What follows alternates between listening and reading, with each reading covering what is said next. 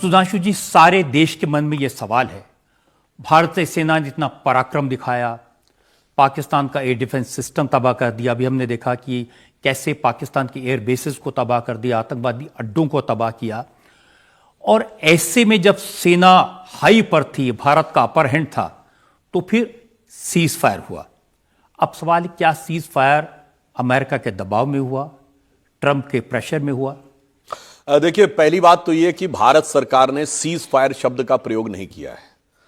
उन्होंने कहा यह ऑपरेशनल ब्रेक है, यानी यह युद्ध विराम नहीं, यह अल्प विराम है। जैसे आप लोग टीवी में कहते हैं ना, ये कमर्शियल ब्रेक मिलते हैं ब्रेक के बाद, तो अभी ब्रेक के बाद क्या होना है, क्या ब्रेकिंग और रेकिंग होनी है, यह अभी बाकी है पिक्चर। दूसरी बात, सवाल वो पूछ रहे हैं जिन्होंने शुरुआत ही नहीं की थी। 26/11 के हमले के बाद उस समय एयरफोर्स के चीफ फाली होमी मेजर साहब ने 2016 में लिखा है कि भारत की एयरफोर्स तो स्ट्राइक करने को तैयार थी, मगर मनमोहन सिंह सरकार ने मौका ही नहीं दिया। जिन्होंने आगाज ही नहीं किया वो आज आवाज लगा रहे हैं कि अंजाम से पहले बीच में रुक क्यों गए। अब उसका मैं जवाब देना चाहता हूं।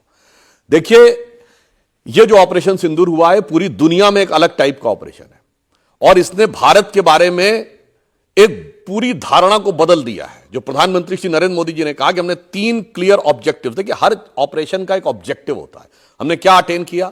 आप देखिए 2016 में जब उरी के बाद सर्जिकल स्ट्राइक हुई थी, तो आर्मी ने जाकर लैंड रूट से अटैक किया था। किसको? आतंकियों के कैंप को।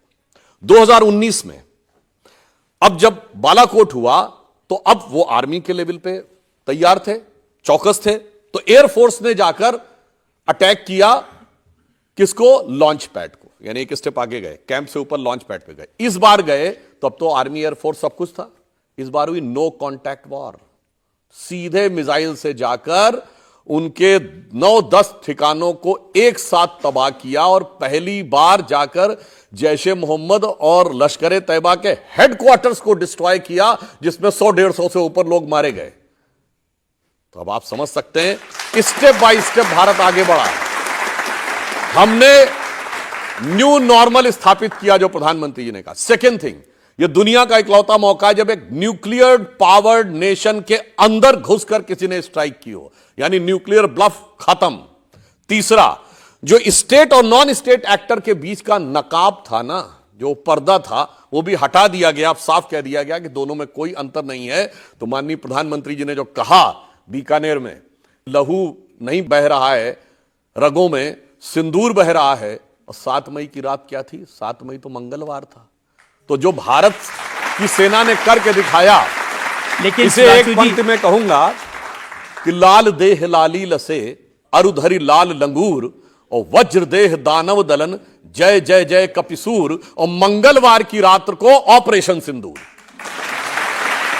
अब लेकिन सुधांशु जी, जो कांग्रेस के नेता कह रहे हैं सिंदूर का सौदा कर दिया, अमेरिका के पापा ने वॉर रुकवा दी। हमारी सेना ने दिखाया है कि मन में है धैर्य और तन में प्रचंड शौर्य।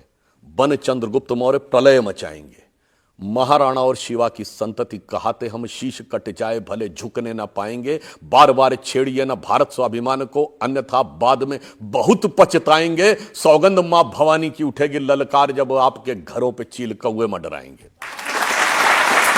अब